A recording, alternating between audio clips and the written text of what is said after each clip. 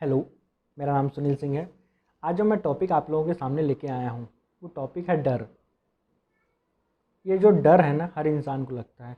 जब भी कोई नया काम स्टार्ट करने जाते हैं तो डर होता है कि ये नया काम ये सही से होगा कि नहीं। इंसान के अंदर अंदर डर लगता है। आखिर वो डर क्यों होता है? और ये डर सिर्फ हम जैसे आम लोगों को होता है या जो महान लोग हुए हैं हमारे देश में, ये दुनिया में, क्या उनको भी डर लगता था? तो आज हम इस डर के ऊपर पूरे डिटेल में जाएंगे कि हाँ, ये डर लगना सही है या नहीं, या डर होना चाहिए या नहीं, या उनको भी लगता था महान लोगों को या सिर्फ हमको लगता है। तो एक स्टोरी के माध्यम से मैं आप लोगों को बताऊंगा।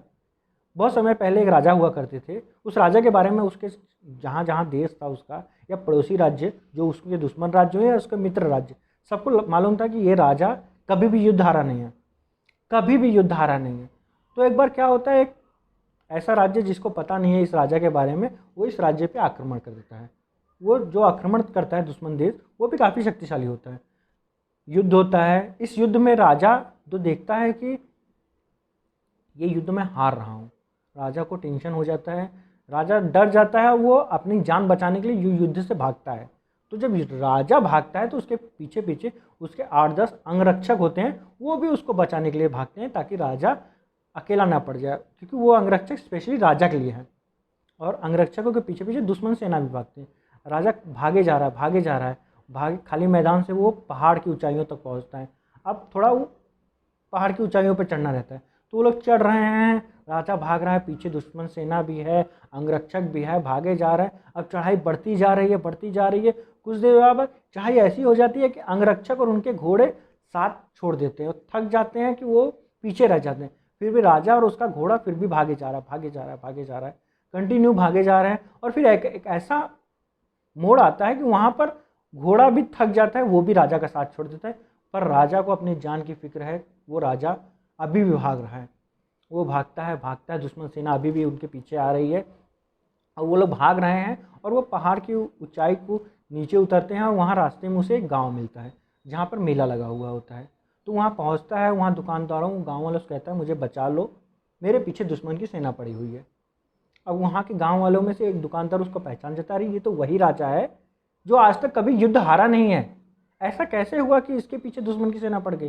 फिर भी वो इतना ज़्यादा डिटेल में नहीं जाता है, इतना ज़्यादा पूछता नहीं है, और वो राजा को एक बोरी में डाल देता है, उसके ऊपर से कुछ रुई डाल देता है और राजा को छुपा देता है। कुछ देर बाद दुश्मन सेना आती है, पूरे गाँव को घेर लेती है। गाँव में घेर लेती है, पूरे गाँव वालों से पूछती है, गाँव वाले के हर घर में जाती है, पूछती है कि हाँ यहाँ राजा आया था। वो लोग कहते नहीं, उन्हें विश्वास नहीं होता है। फिर वो हर गांव में, हर घर में ढूंढते हैं, हर दुकानदार के दुकान में घुस के ढूंढते हैं। कोई भी बोरी हो, चाहे वो गेहूं की हो, चाहे वो दाल की हो, चाहे वो चने की हो, हर बोरी में वो तलवार घुसाते हैं, कहीं इसके अंदर तो नहीं राजा है, कहीं उसके अंदर तो नहीं राजा है। और वो ढूंढते हैं, वो उन्हें नहीं, तब कहीं नहीं मिलता है। एंड द लास्ट वो उस दुकान पे पहुंचते हैं जहाँ एक्चुअली में राजा छुपा हुआ है, जिस वो जो मैंने अभी बताया ना आपको, रुई वाला। तो रुई वाले दुकानदार के पहुंचते हैं, वहाँ दुकानदार से पूछते हैं, क्या राजा यहाँ आया था? वो दुकानदार कहता है नहीं। अब तो गांव वालों को तो पता है राजा यहाँ पर है, गांव वाले टेंशन में, दुकानदार भी टेंशन में। अब क्या होगा? अब तो राजा नहीं बचेगा। तो वो लोग सेम चीज़ वही वहाँ पर भी करते हैं जो हर दुकानदार, उन्होंने सभी बोरियों में तलवार घुसाई, तलवार घुसाई, लेकिन राजा बच गया। क्यों? क्योंकि जो राजा था वो काफ़ी अंदर तक था और रुई काफ़ी ऊपर तक थी, तलवार वहाँ तक पहुँच नहीं पाई।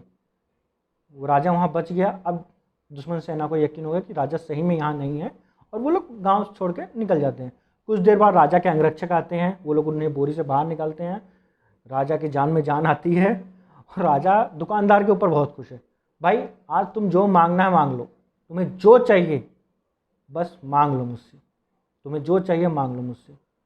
तो वो बोलता है, नहीं, मेरे पास आपका दिया हुआ बहुत कुछ है, आपके राज्य में मैं बहुत खुश हूँ, आपकी जान बचा ली वही मेरे लिए बड़ी बात है, मुझे कुछ नहीं चाहिए। लेकिन फिर भी राजा कहता है, नहीं, तुम्हें आज मांगना ही पड़ेगा कुछ, मैं कुछ ना कुछ तुम्हें देना चाहता हूँ क्योंकि मैं बहुत खुश हूँ। तो दुकानदार कहता है कि आपका दिया हुआ तो बहुत कुछ है, बस मेरे एक सवाल का उत्तर दे दीजिए, मुझे एक प्रश्न पूछना है, बस उसका उत्तर दीजिए। राजा कहता है, ठीक है, पूछो अपना प्रश्न। वो पूछता है कि जब दुश्मन सेना उस बोरी में तलवार घुसा रही थी तो आपको कैसा लग रहा था, कैसा महसूस हो रहा था? ये सुनने के बाद पूरा गांव हंसने लगा।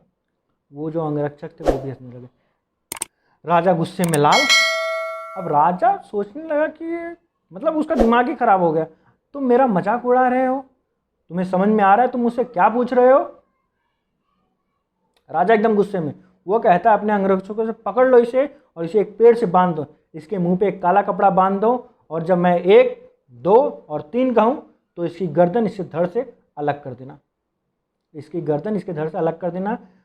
दुकानदार बहुत डर जाता है, लेकिन अब वो क्या करे, अब उसने गलती तो कर दी है। राजा के अंगरक्षक सेम वही करते हैं जो राजा ने बोला, उसको पेड़ से बांधते हैं, उसके मुंह पे काला कपड़ा लगाते हैं, और एक मोटा तगड़ा सिपाही सामने तलवार लेके खड़ा हो जाता है।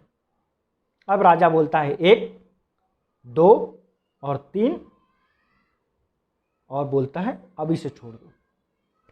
दुकानदार जैसे ही उस पेड़ से छूटता है राजा के पैरों में गिर जाता है। माफ़ कर दीजिए मुझे राजा, माफ़ कर दीजिए महाराज, मैंने बहुत बड़ी गलती कर दी, मुझे ऐसा सवाल नहीं पूछना चाहिए था।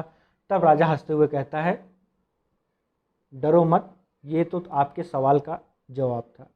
आपने पूछा था कि मुझे कैसा लग रहा था उस समय, ऐसा ही लग रहा था जैसा आज अभी आपको लग रहा था उस पेड़ से बंधे हुए। अब मेरी जान जाती है, तब मेरी जान जाती है। तो एक चीज़ आप समझ लीजिए, चाहे कोई राजा हो या एक कोई आम इंसान, डर हर इंसान को लगता है, हर व्यक्ति को लगता है, चाहे कोई भी सिचुएशन हो, और डर होना भी चाहिए।